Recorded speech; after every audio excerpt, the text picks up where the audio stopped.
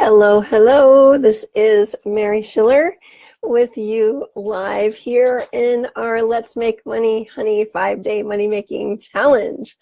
I once again apologize for the croaky voice that I've got going on here.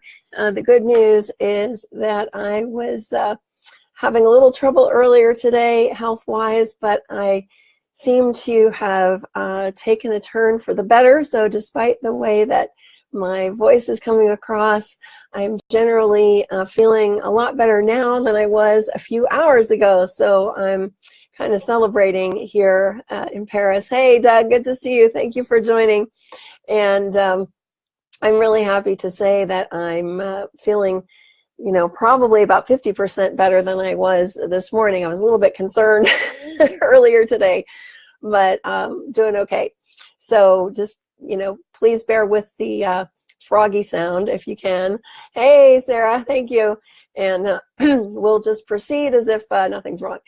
So I'm really, really happy to be talking with you. It's our 5th live broadcast, which is really fun. And I have a whole bunch of notes for things that I would like to cover in this talk, but mostly I want to make sure, hey, Katie, I want to make sure that I answer any questions or thoughts that you have had over these past several days. And obviously we were in the Facebook group even before we did these live broadcasts. So there may have been things that came to you over the last, week or two that you'd like to get some answers on.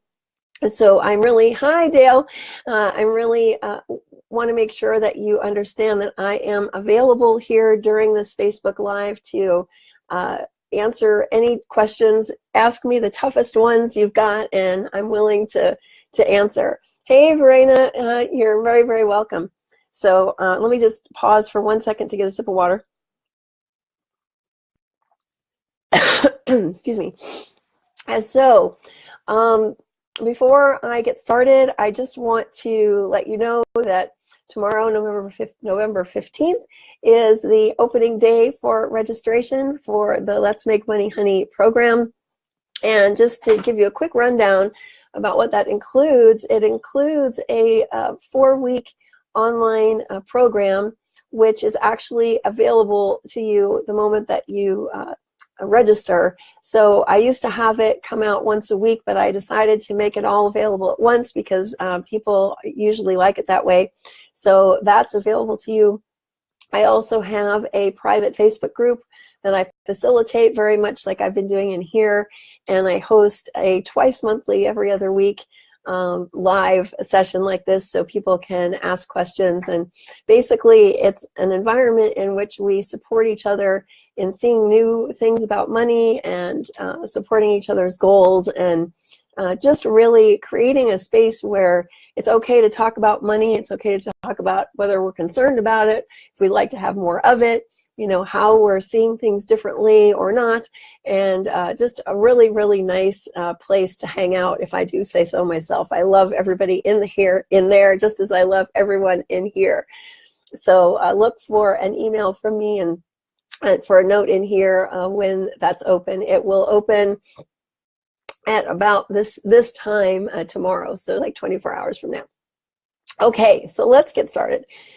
In the first 4 of these talks, we covered quite a bit of ground, so I'll just take a couple minutes to summarize that. We talked about the fact that we no longer have to be concerned about anything related to our quote-unquote money mindset or any of the things like that that we have been told we need to be concerned about. I spent, as I mentioned, I spent a lot of time and not so ironically, a lot of money on hi Marie-Francoise, on programs that were supposed to teach me how to fix all my stuff around money, how to get rid of limiting beliefs around money, how to see money in a different way so that, it wouldn't be such a big problem in my life, and, get rid of all of these money mindset issues, and how to, recite certain affirmations so that I would, be better at this making money thing. And hey, Kim, nice to see you too. And, it just all was a big that flop for me. None of it worked, which often seemed to reinforce the fact that I was just a failure in this whole money-making department. So that was a very depressing period of time for me. So I know when I mentioned all of that before, a lot of you could relate to it. You know, you have also gone through things like that and come out the other side going, you know, why isn't this actually helping? And in some ways it's making it worse. Well, that was my experience. So that was sort of a clue to me that maybe there was something else that I wasn't seeing that was actually more helpful than that. So that was one thing that we talked about. Another thing that we talked about was the fact that we are actually the source of money. That money isn't something that's out there somewhere that we have to go and you know, try to catch and then bring into our life. That it's actually all part of this human system that we have within us, and it's a creative expression, if you will, of all of this abundance and wonderfulness that we are as people. So for me, that was a big, big revelation when I no longer saw money as something that I had to chase after. When I started realizing that, oh, you know, even if I'm in a job and even if a paycheck is being handed to me, you know, for being in this job, I actually created that. That's part of me. That's an expression of me. Hey, Joanne, good to see you. And so, so that was a biggie. Another thing that we talked about was the fact that a lot of the discussion these days about things like financial freedom, quote unquote, and financial security is just not true, because those feelings cannot come from money. You know, that would be like saying that this pencil could give me a feeling of security or freedom. It's just not possible for those feelings to come from anything outside of us, because in essence, there isn't anything outside of us. As I just mentioned, everything comes from within, and that includes freedom and security, which are part of our natural state as humans. We don't have to do anything to create those feelings. They already exist, and they're already infinite. We don't have to increase them in some way either, because something that's infinite can't be increased. So if we look at things like abundance, for instance, that's another word that's bandied about quite a bit in the money-making discussion, you know, that we somehow are supposed to attract abundance into our lives. And I think I say this somehow in the Let's Make Money Honey book, that would be like saying I have to attract human beingness into my life. You know? It just doesn't make any sense, because that is our natural state as humans. So there's really nothing we have to do in order to bring any of that into our lives. So that's sort of a very, very quick overview of what we talked about in the first few of these Facebook Live sessions. And so one of the things that I did in preparation for this one is I went back through the discussion we've been having a little bit, and I wrote down a few things that I wanted to make sure and address. But I do want to pause here and just see if you guys have any questions. Kathy says, this group has given me something unexpected. I'm not alone. Other adults struggle with money like I do. I know it's silly, but I kind of thought it was just me. Thank you. Oh, you're very welcome, Kathy. Believe me, you are not alone. Not alone at all. And I'm only laughing because, I mean, if you think about, I mean, I wonder what the number is actually of people who have either bought a book or more than one book on this topic, or the number of people who have enrolled in any sort of program or any sort of course, anything, gone to a talk that has something to do with making money. I mean, I couldn't even hazard a guess on that. Could you? It's got to be in the multiple millions, and that's probably just in the United States. But you can tell that this is something that's on people's minds, because it comes across your Facebook feed all the time, probably. You've probably seen a fair number of ads relating to, make money quickly, and, here's a way to make quick cash. And all of that is basically appealing to people's sense that money is a problem, and that money is something that requires them to follow somebody else's way of doing it, that they couldn't possibly know, what they need to do in order to make money, that if they haven't made it by now, that there's something missing, and that they need to go out and get it from another person. And so I think if I would love for you to walk away from this challenge with anything, it would be recognizing the fact that you know exactly how to do this, that you don't need anybody else's plan, you don't need anyone else's blueprint, you don't need anyone else's anything in order to make money, that you already have all of it within yourself. And if that has been sort of elusive to you until now, that's totally okay. But you can start listening to a different part of yourself and start to ignore the stories that say, I don't know how to do this, and see what occurs as a result. Kathy, the focus is on the wrong part. Focus on bubbling our own natural creativity to the surface rather than fixing a broken human. Well, that's exactly right, because if we recognize the fact that we aren't broken, that there isn't anything wrong with us, that there isn't anything we need to improve or fix, first of all, think of how much time that frees up in our day. I mean, this is another thing I point to in the book. It's like all the time I was spending trying to fix myself and trying to, quote unquote, fix something that people were telling me was broken. All that time is now available to me to be creative and to be, is now available for me to access, in order to make money or do whatever I want with it.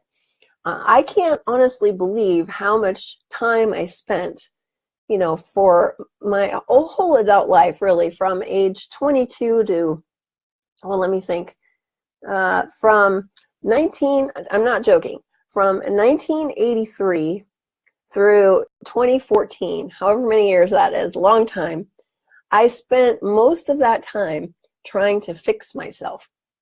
I was told that I was broken and that I had to do something to fix myself. And I'm sure that if I had been told the truth, which was there really wasn't anything wrong with me, and that all that was happening was I was listening to some goofy thinking and I didn't have to do that. If I had been told that, I might have had a lot more opportunity to make the kind of money I wanted to make, because I wouldn't have been focused on, like you said, the wrong part, the part that was saying, something's wrong here that I have to fix. So couldn't agree with you more there, Kathy. So before I go into my list of ideas for things that we can talk about here, I just want to pause again and see what has occurred to you. Do you have a burning question on your mind? Because that's what's most important to me today, is that if you have a question that you'd like me to address here on this Facebook Live, I really want to do that. So I'm going to pause and take another sip of water.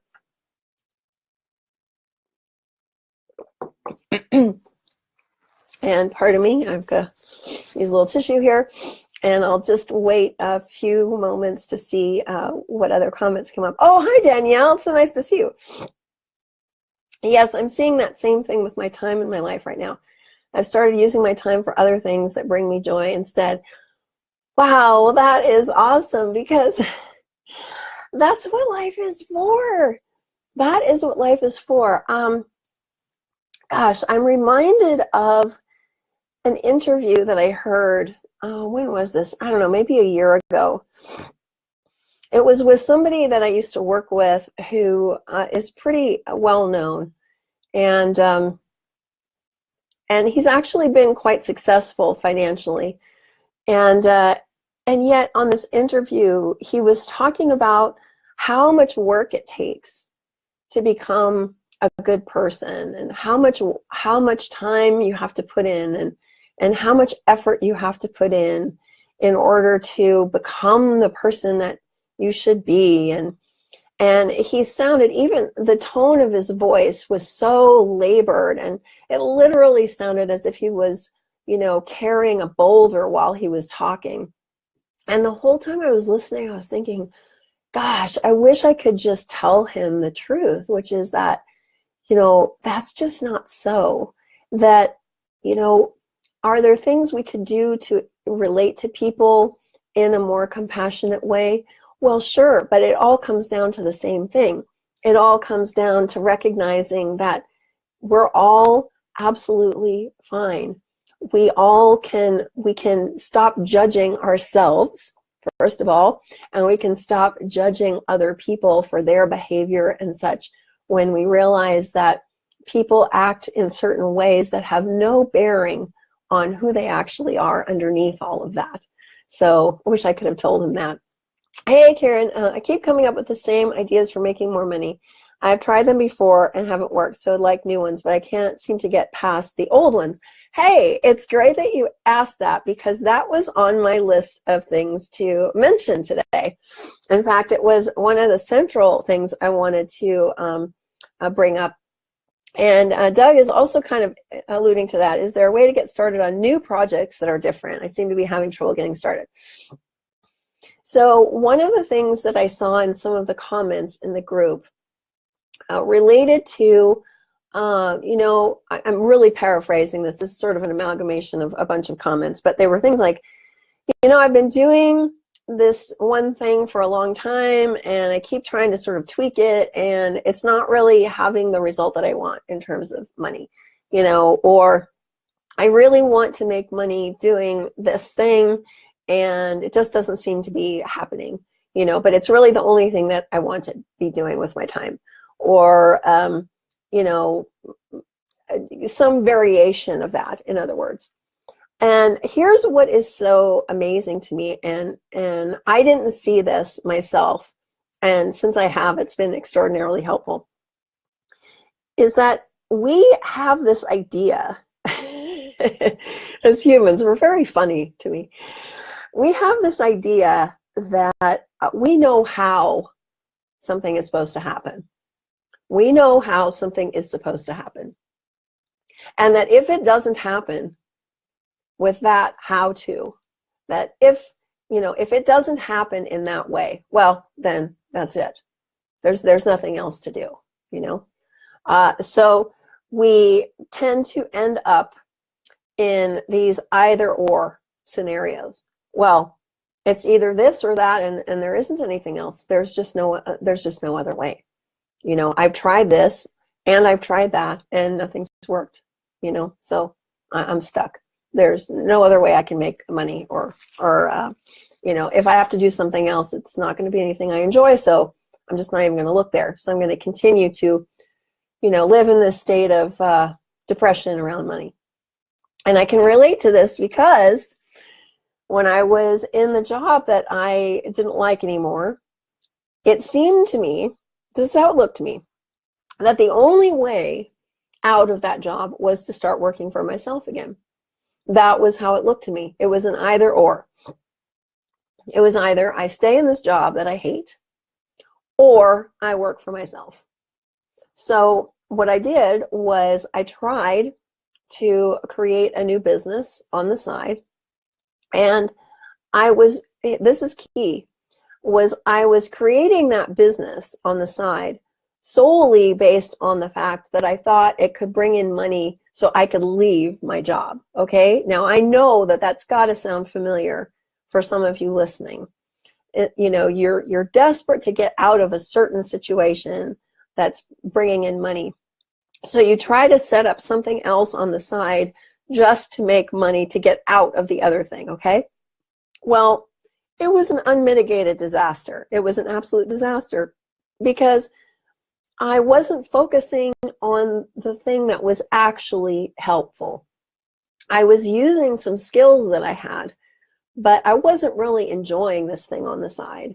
And every time, I kid you not, every time I would get this was a few years ago.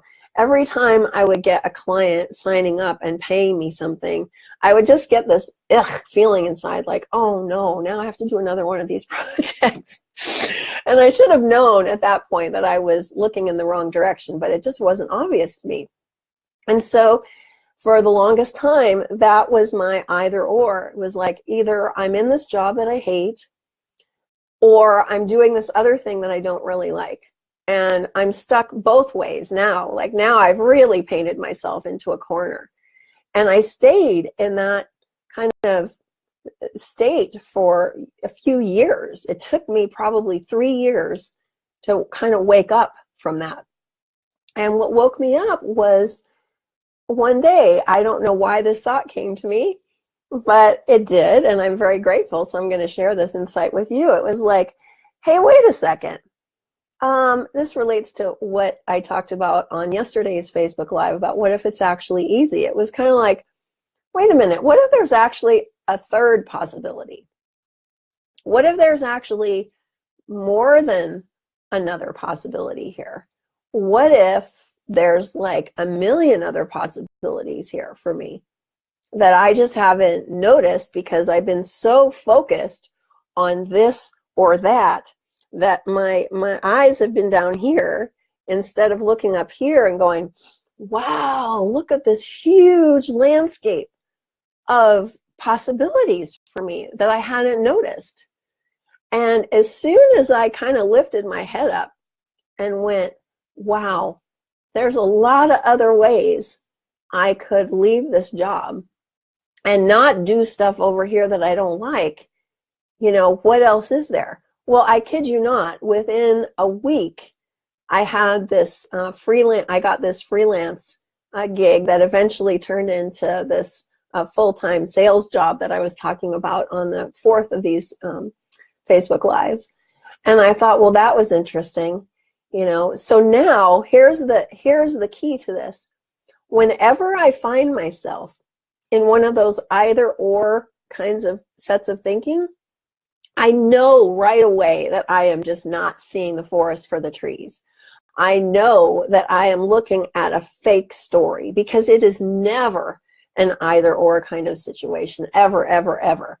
It's always, you know, which of the millions of opportunities that are right in front of me is sort of glittering like, you know, crystal jewels, which of those would I like to try? It's more like that. That is the reality, not any sort of limited scenario that I've come up with in my head, if that makes sense.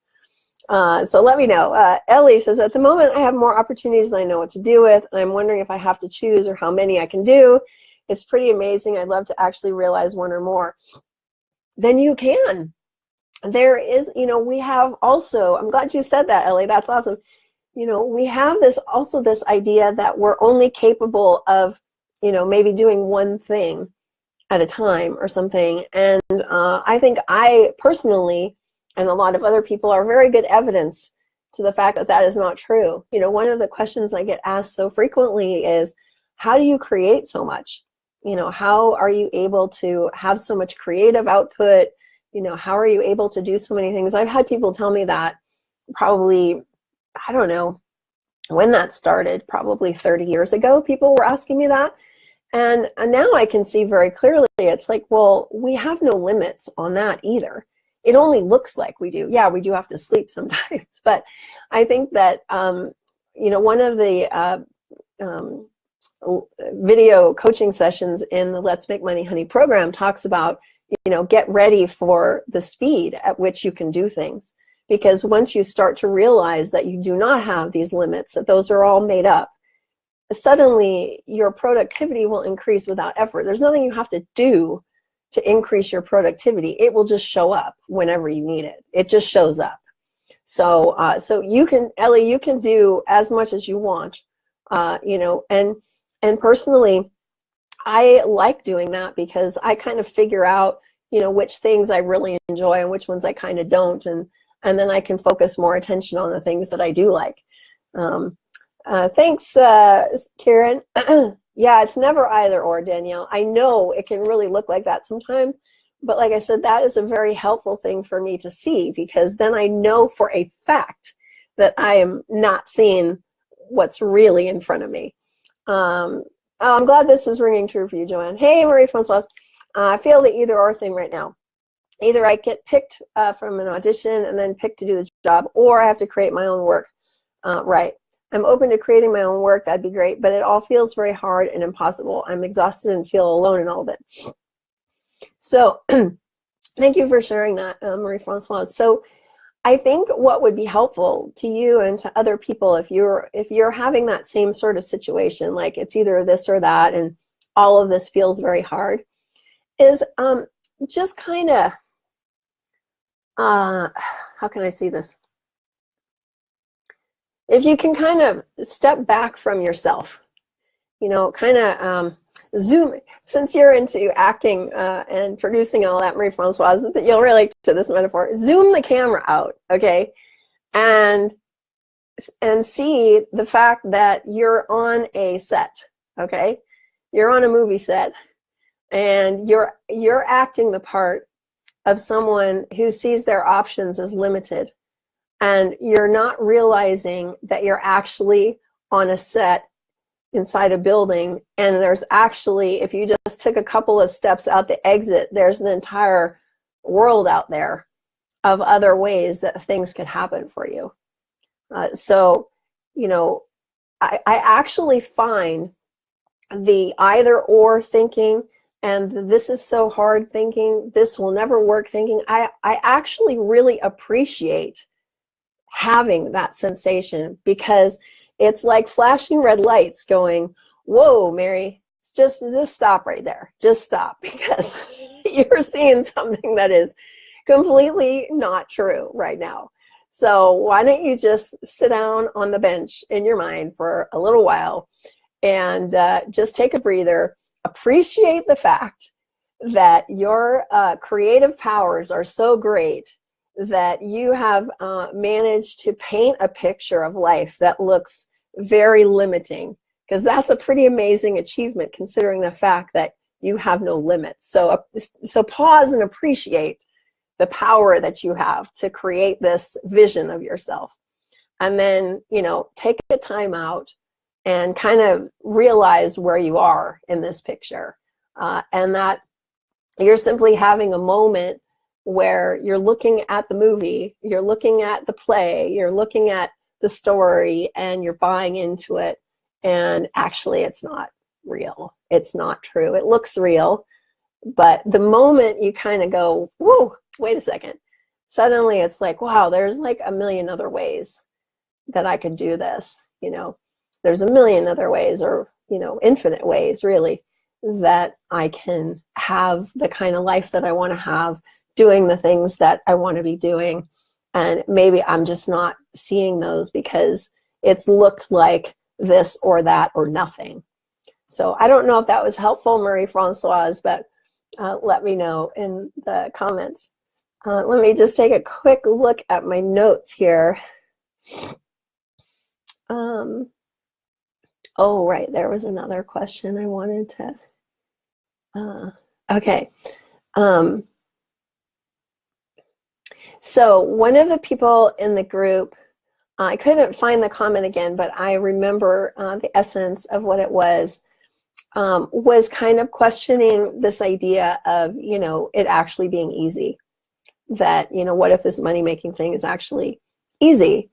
And one thing I wanted to say about that was that I'm sure that everybody watching this, whether you're on here live with me or you're watching the recording, that you can remember a time when you needed a certain amount of money for something and you were able to get it without much difficulty. I'm sure that you can all recall that. I can remember a time back in about 1991.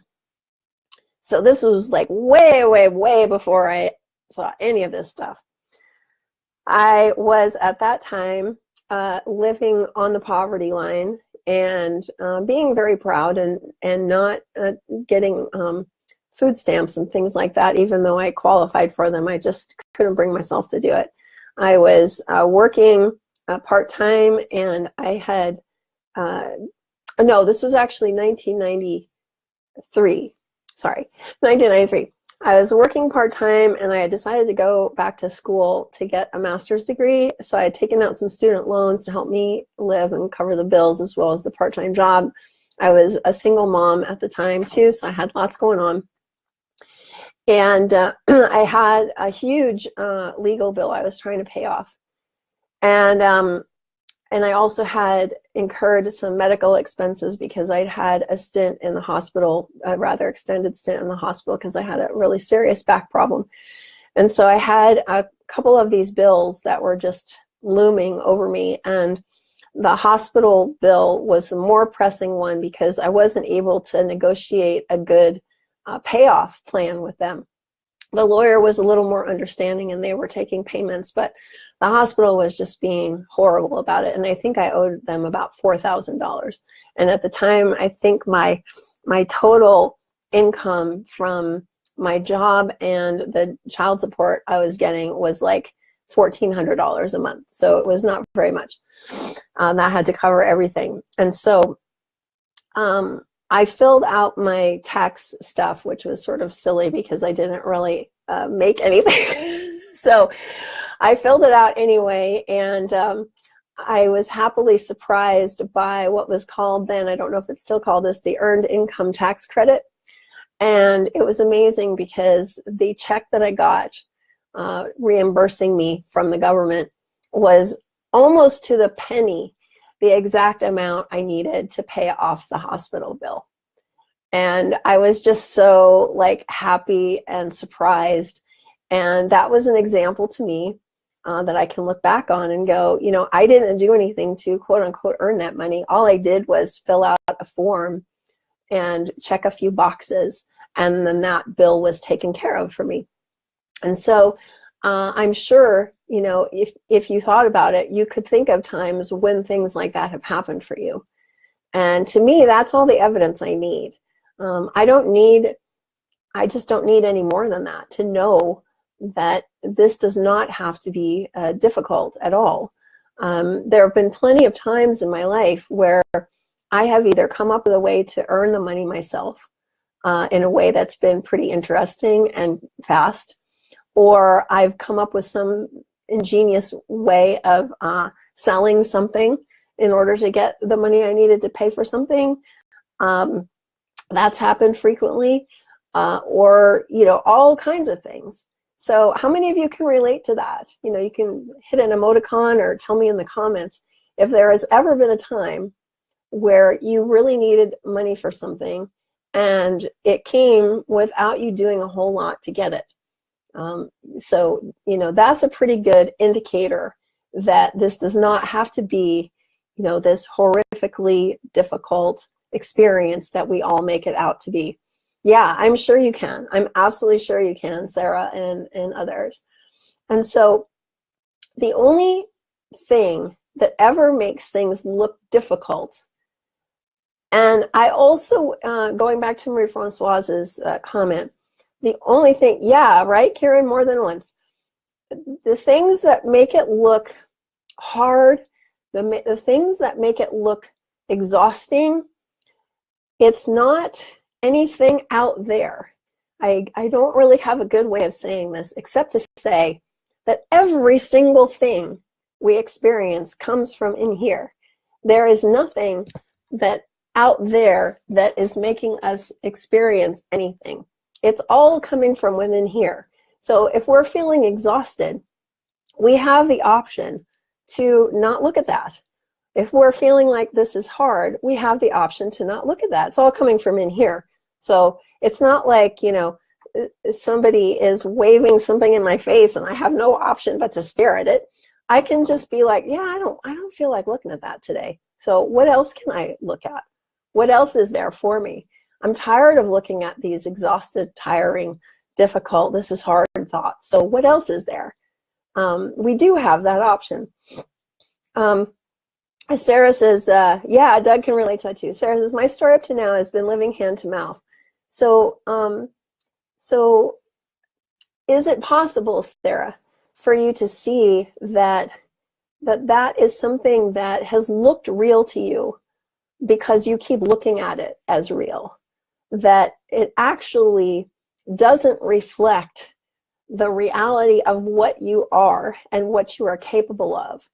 But it has looked real because it's been in front of your face like this, and you've been staring at it for so long that it looks real. And that instead of going, oh no, I don't have to look at that today, you just keep staring at it. And that's okay. We all do that about a lot of things, but we also have the option not to do that anymore. So let me know if that makes sense, Sarah. Danielle, not totally related, but similar. I paid it forward in the Starbucks line, which totaled about $15. The next day, my hubby dropped me a $15 Starbucks gift card just because that's funny. Yeah, exactly. That's fun. Marie Fon says, I've had similar experiences of things being taken care of easily. Yes, that's true. Overall, I've really never had any real money my whole life. I've been working since I was 16, living hand to mouth, paycheck to paycheck. Okay, so let me address that. So we, I think I wrote this in a comment in the group to somebody's statement, where we can look back on our lives and say, well, that is evidence that this is true. That is evidence that I can't make money easily. And in the post I said, well, I had 30 years of quote unquote evidence that I was mentally ill. I had 30 years of evidence that my life was horrible. I had 30 years of evidence that said I was never going to be happy. I had 30 years of evidence saying that because somebody chose to try to hurt me, that my life was a joke. I had 30 years of evidence of all of that. But that didn't make it true. It looked true to me. It looked absolutely true. But that didn't mean that it actually was. What we see as quote unquote evidence will continue to look like evidence until we recognize the fact that it's made up. It's all made up.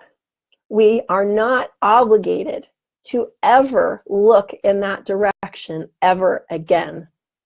We can have a thought like that and just go, nah, not in the mood to listen to that today. What else is there? What else you got? I'd like something new, please. We don't have to worry about having those thoughts. We don't have to be consumed with rewriting them or anything like that. That's a waste of time, as I've been saying. We do have the option to go, oh, right, I don't have to listen to that one. What else is there? So anything that looks like evidence for something, you're free to dismiss. It has no bearing on what you're capable of or what you can do or anything. So I don't know how else I can say that, but let me know if that didn't come through, Marie-Françoise.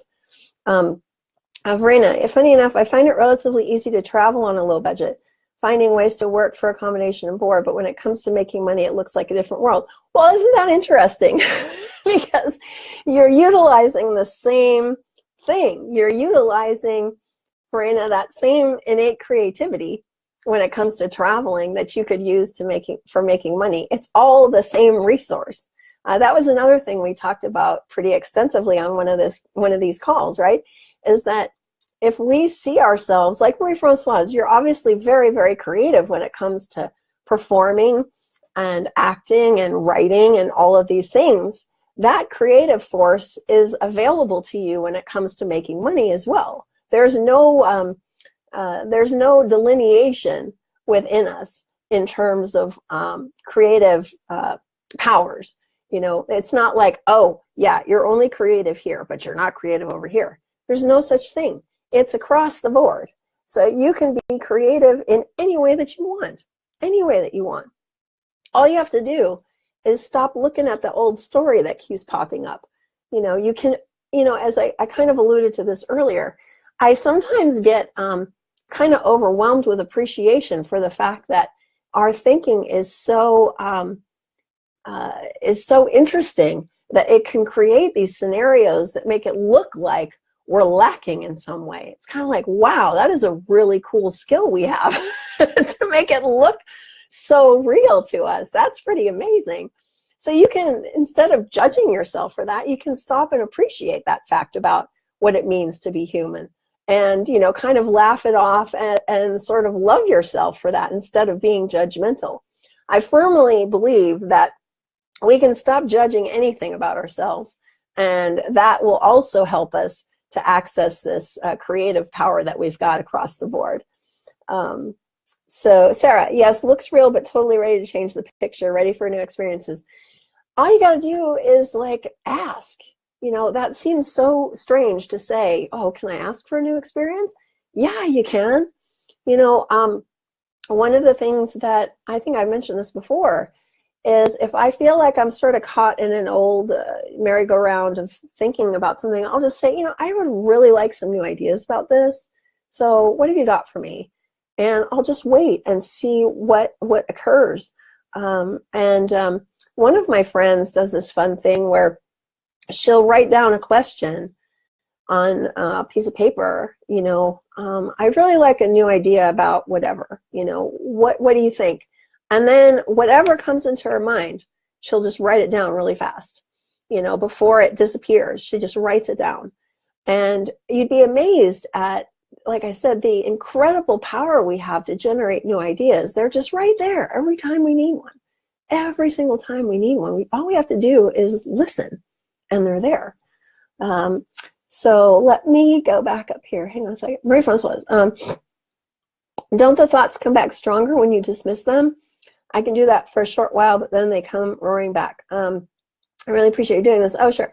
I wonder if I don't have my own, it's not possible for me to see this. Oh, yeah, you asked this before, I think, Marie-Francoise, that whether I see something or not, it makes no difference, because it doesn't matter. I mean, how can I put this?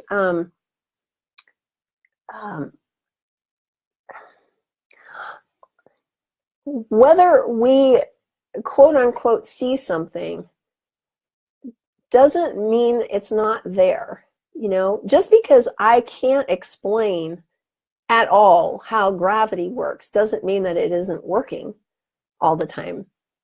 You know, just because I don't have an ability to understand right now with my current level of education, you know, how things in the universe operate in terms of, you know, all of the ways the planets, and I don't understand any of that, doesn't mean that it's not operational. This system that we're in is operational 24/7. Doesn't matter whether I see everything about it or not. You know, for example, during that 30-year plus period where I was really seeing life as this kind of horrible joke that someone had played on me, I was still able to create a lot of stuff. I got 2 master's degrees. I had some interesting jobs. I made money. I got remarried. I raised my daughter pretty successfully. I did a lot of things. So clearly, the system was still working, even if I had no idea what was going on. It was still working on my behalf. It was still, you know, I was still accessing my innate creativity when I needed it. And it didn't matter that I didn't see what was going on. I will say that now that I do have a glimpse, the tiniest glimpse of what's kind of going on behind the scenes, it makes life a little bit easier, because it's like once you see, you know, how the game is played, once you kind of know the rules of baseball, it's a lot easier to get a hit.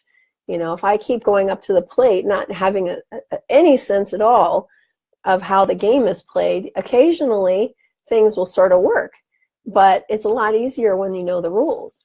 So to me, Marie-Francoise, the fact that you're even here in this conversation means you understand everything that you need to understand. There's nothing you're not seeing at all. It's just kind of having the tiniest bit of awareness of the fact that if we're ever seeing something as like an either or we're ever seeing a limit, that's just false. And we don't have to go into a bad feeling. I kind of talked about this earlier, where some of those feelings can seem very magnetic, and like they're calling us into them, and we have to go there. We don't have to go there. Like the Bob Newhart thing, we can just stop it.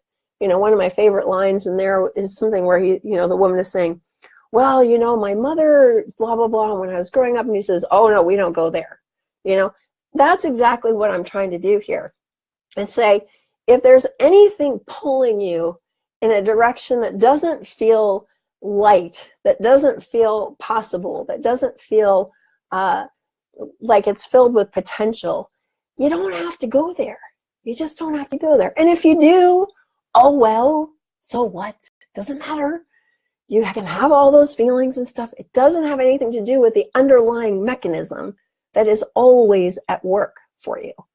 So I don't know if that was helpful. And as to your question about, don't the thoughts come back stronger when you dismiss them? To me, they don't. It's kind of like a child, you know, if they're kind of misbehaving or behaving in a way that's not really all that great, you can kind of, you know, not pay attention to it and instead look towards their healthy side and assume that they're going to behave better, and they kind of start to. That's sort of what I've noticed, is that they don't come back stronger. It's just the opposite of that. Oh, thanks for the emojis. Sarah, since engaging in this challenge, tons of info has appeared to support me to write a group coaching offer. A salesperson gave me some free coaching. Potential client contacted me last night. Boom, what you focus on expands. I'm going to keep looking in a direction that's most fun. I actually really enjoy that idea of, excuse me, what we focus on expands. And I don't know that I would say it in quite that way. What I would say is that when we stop focusing on the sometimes very powerful stories that seem very real, then we can see the expansiveness that's already here. And so, so maybe that is another way of saying this, that the blinders kind of fall away, you know, from our eyes, and we start to notice what's really in front of us all the time and what's around us all the time. And we are, and I like what you said, Sarah, because you didn't necessarily have to do a lot of actions, quote unquote, for those things to occur. You probably did some, but it wasn't like you were on the phone last night calling 100 people saying, you know, do you want to work with me? You know, that's okay too. But there's so many things that we assume that we must do. You know, like I was saying earlier, we assume that we have to know the how of everything for something to occur. And that just has not been my experience at all. Most of the time, you know, I'll give you a very, very quick story. This is, again, way, way, way before I had any understanding here. You know, one of my goals when I was a single mom, I didn't know I was going to get remarried, but when my daughter was about 5, I divorced my first husband when she was 2. So when she was about 5 and was starting school, I said to myself, okay, you know, by the time she's 12, so I was giving myself like 7 years. By the time she's 12, I want to be doing work that allows me to be at home when she's done with school, because I figured from age 12 onward was super important to be available, because that's when kids start to have trouble a lot of the time. And I didn't have any idea how that was going to happen. At the time, like I said, I was, you know, living at the poverty line. I was, you know, a single mom trying to make ends meet and doing all this stuff, bettering myself and getting my education and everything. And I really didn't have a clue. But as things came to me during that time, I kept saying yes to them. You know, so eventually what occurred was I said yes to a few opportunities that seemed way outside my comfort zone. And I mean like far outside my comfort zone. And I ended up being able to teach university classes online. So I was still teaching some in person at that time when she turned 12. I was, but I asked for morning classes so I could be home in the afternoon. And then any other work that I was doing online, I could just do whenever. And so that just came from me being sort of open and going, yeah, I don't know how this is going to happen. I haven't the slightest idea, but I'm just going to see what occurs and say yes to a lot of stuff, even if it seems like way out there.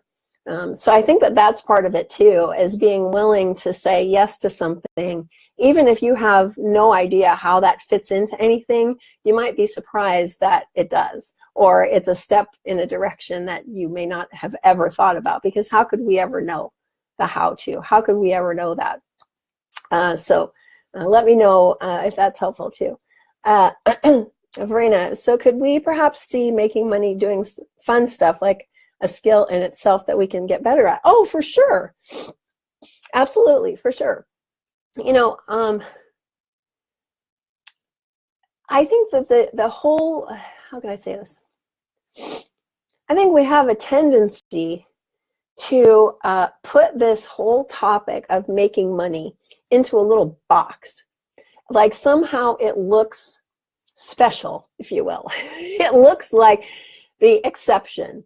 It looks like the thing that is like, that requires something unique from us. And as far as I can tell, it's not true. It's simply another form of expression of being human. And we can apply our creative skills to it, and we can have fun with it, just like I'm gonna continue knitting a sweater tonight. You know, it can be the same. It's the exact same thing. There's no need for us to look at it the way that we have tended to look at it. It's simply another piece of human expression. So yeah, absolutely, we can look at it that way. And I think it's a fun thing to look at, because of the fact that you can sort of look at the product of it, like I can with my sweater. I can say, okay, so is this sweater fitting me properly? If it's not, you know, what can I do to adjust it? It's the same with money. You know, I'd really like to make more of it. What could I do? Like, what skill could I develop maybe that I haven't? You know, what's something new that I could try that might bring more to me? Or what could I do to bring more money that's kind of less time? You know, what could I do? And kind of make it into the game that it already is, this game that we're playing. So I don't know if that answers your comment, Verena. Let me know. Oh, Susanna, I'm glad you're making money doing fun stuff. That's cool. Danielle, can you say more about outside of comfort zone versus following your joy? Seems it would be the opposite, but they must somehow be the same if you decided to go for it. So in my case, like it was one of those moments. I remember the first thing that came to me was, I might have told this story before, that one of my colleagues at the university, we were both teaching writing at this university, and she was in a car accident, and she had been teaching classes online and couldn't type because she had injured her hands in the accident. And so she's like, I really need somebody to take over these online classes for me because I can't do this while I'm recovering. It's just too hard. And I had no idea what an online class was, never seen one before. This was early. This was probably like, what year would that have been? 1996 or 7, I don't know. So it was not very early in this whole online teaching thing. And I didn't know what it was. I had no idea what was involved. And I said, okay, yeah, I'll do that. And I remember having this thought of, what am I doing? I have no idea if I can do this. I don't even know what it is. So I hope I can figure this out, you know, kind of thing. But at the same time, it was sort of exciting. It was like, wow, this could be interesting. You know, maybe I'll actually like it, you know. And kind of going back to what we were talking about yesterday, like, what if this is actually easy? When something new is presented to us, we have no idea if we're going to be good at it, if it's going to be fun, if it's going to be something we like. You know, we don't know until we actually try, right? So I don't necessarily reject things like that out of hand anymore, especially if it's an idea that's come from within me, you know, that sounds really out there. It's like, how do I know I'm not good at that if I've never tried it before? Let's just try it and see. You never know what's going to happen. So I don't know if that helps, Daniel. Okay, good, Verena, thanks. Let me get a sip of water really quick. And let me just jump back to my notes because I know we're getting close to the top of the hour. looks like we've covered most of the stuff that I had. Yeah, I think so. So I guess I'll just leave it here and see if anybody else has any comments or thoughts before we wrap this up. And I'll just reiterate that the program Let's Make Money Honey opens for registration tomorrow at about 5 p.m. Paris time. And if you are on the challenge email list, I have sent out these special codes for you for your preferred pricing. So I hope that you got those, and those are just for you guys. And I also gave them to the people who are on my book launch team because they're an awesome group too. There was a question that Claire McDonald asked. Oh, do you mean in the group? Oh, yes. Actually, do remember that. So let me address that. So Claire had asked about needing some direction about the fact that we are everything we need, and that she wanted to know how to actually feel that truth. So let me just address that, and I will address Kathy, I'll do that too. So is that the question you're referring to, Marie-Francoise, that she wanted to be able to feel the truth of this fact that she was everything that she needed? So the best way, I think, for me to address that, and I think I can do it fairly quickly, is to say that, and I hope this doesn't skirt the question, but it's one of the ways that I feel I can answer it. Okay, good, Marie-Francoise. Whether I know that or not, whether I feel that or not is irrelevant. Because, you know, whether, this kind of goes back to what I was saying earlier, whether I have any understanding of how I am working as a human being, whether I have any understanding of how this computer works, whether I have any understanding of how electricity works, actually makes no difference. It's still working. It's still working. And if you want to feel that working, if you want to feel the system a bit more, it seems to me that there's only one way to do that, and that's to simply recognize that anything you see in your life that shows you a limitation is false, and you're not obligated to follow it. You know, that was really the piece that had been missing for me for such a long time, because every time I experienced, you know, in my case, it could be anything. In my case, it was post-traumatic stress disorder, quote unquote. Anytime I experienced that, I felt I was obligated to listen because it looked real to me. It looked like truth to me. It looked like my natural state was one of anxiety and stress and sadness and, you know, despair and horrible things like that. That looked like it was my natural state. When I kind of even caught a glimpse of the fact that that wasn't true, that's when things started changing. Even though I still felt like crap a lot of the time, I admit that. And I still have days where I feel crappy. It doesn't matter to me anymore. And whether or not I ever saw that still makes no difference. It doesn't have any impact on the truth. Whether we see anything about this or not makes no difference. The truth is still the truth. And if we want to feel it more, it seems like I said that the only thing that's necessary is recognizing that anything we see that looks limiting is false. And it's really that simple. And that's why I'm kind of grateful for moments when something looks limiting, or something looks stressful, or something looks like we were saying like an either or, because it's kind of like, oh, hey, there's a good wake up for me. You know, if I feel worked up, I'm grateful for that, because it's like, okay, right, I'm making that up. You know, I may feel horrible for a day or two or an hour or whatever, but I'm making that up. So I can address that a bit more. I'm going to do one more of these calls as a bonus for you guys tomorrow, and I can talk about it a bit more. But whatever we feel or don't feel is simply a result of whatever thoughts we have going on. It doesn't change the fact of anything. So I don't know if that helps, but we'll see. Oh, you're very welcome, Kieran. Anything limiting is false. Correct. How could there ever be a limit on you and me? How could there ever be? I mean, do we really think that we are contained in our thinking?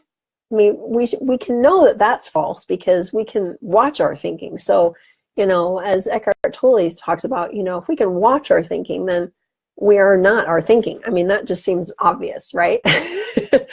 Like if you can watch something, you're not that thing. So that's a pretty good clue right there. Oh, you're very welcome. If something else comes up, you know, ask me. The term obligation is an interesting one. I'm infinitely creative, but feel the opposite 99% of the time.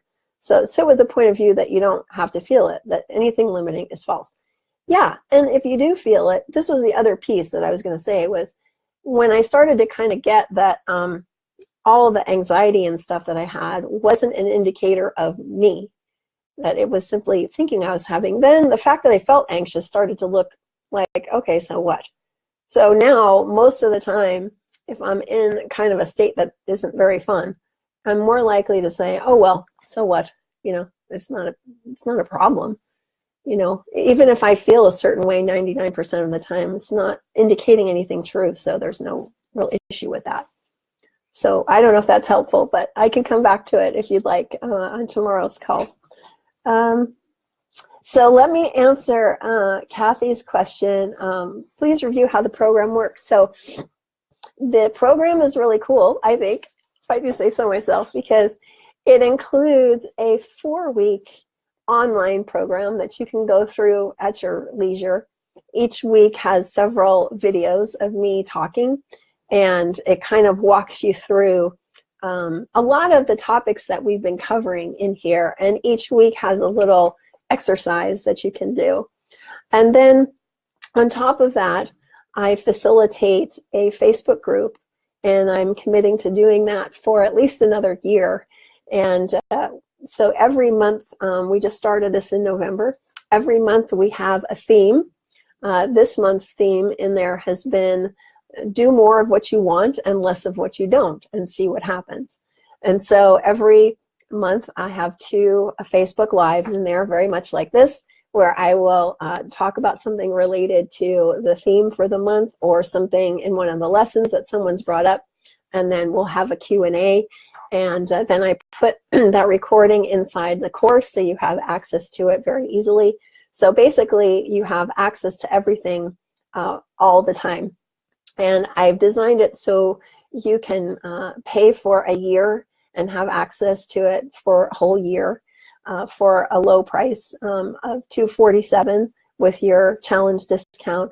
Or if you'd rather just pay monthly, I have it now set up so you can do that. So if you take advantage of the challenge group discount, your first month is $19 and then it's $29 a month after that. So you have the option of doing whichever you're more comfortable with and just seeing if it's right for you. And for the full price one, there is a 15-day guarantee. So if you kind of look at it and you know, before 15 days, you're like, this really isn't for me, just let me know and you can get a refund. If you do the monthly, then you can just stop the monthly payment and not continue. So I wouldn't want anyone to be in there who didn't find that it was beneficial to them. That's why I've got that included. So let me know if you have any other questions about that. I'm happy to answer. And yes, Kathy, you're together for a whole year with me because, and this has really become clear to me since I've been teaching this class now since the summer, that it's really nice to have this space to explore this over time because we can sort of get incremental shifts that happen, but I've seen that over time, and some of the people in this challenge group are actually in the course, like Ellie is one, you know, sometimes there have been huge shifts that have taken place over several weeks or several months. And it's just really, really exciting to see that in other people and in yourself. And so that's why I really want to offer a ton of support for you, because I know, you know, in the scheme of things, that this topic can look very big and can look, you know, somewhat hard to conquer, if you will.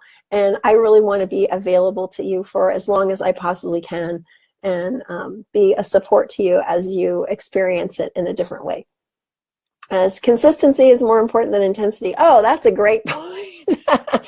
I agree with that. You know, I had originally conceived this as sort of a shorter course, and then I just realized, you know, I feel like just continuing to look at money as an example that is really tangible is very, very helpful to me and to the people in the program, because it's such a big part of our lives, and it's such a fun place to see changes happen, because they are sort of material and kind of right in front of us. So it's been really exciting from that perspective. All right, so any other questions before we close out this call? Thanks again for putting up with the raspy, sick Mary voice. Hopefully tomorrow I will have more of a voice for our final Facebook Live. And on tomorrow's, I will again reserve a whole bunch of time for Q&A, and I'm going to go back once again through some of the comments and see if there's something that I missed that I would really like to address. So anybody else? Oh, thank you, Doug. I appreciate that. And love back to all of you. I really appreciated your attendance on these and your participation, and most of all for your honesty and your willingness to kind of put yourself out there visibly, you know, saying the things that are on your mind and questioning things. Oh, you're welcome, Marie-Francoise. You know, questioning me and kind of, you know, really asking pointed questions, because that's what I really want to answer, are the pointed questions that are really on your mind. You're very welcome. You're very welcome. All right. Well, I guess that's all for today. And I hope that wherever you are in the world, you have a wonderful day and evening ahead of you. I am going to have some carrot and ginger soup for dinner. Supposedly the ginger is supposed to help. My husband went and bought me a ginger shot kind of juice thing, and I couldn't even come close to drinking it straight. So, so he went and got me some other juice to mix it with. So hopefully that will do something to knock this cold out of here, and I'll be better tomorrow. All right, I'm going to sign off then. Thank you so much, and please don't hesitate to post more comments if you are watching on the replay. I am happy to answer. All right, I will talk to you again very soon. Bye for now.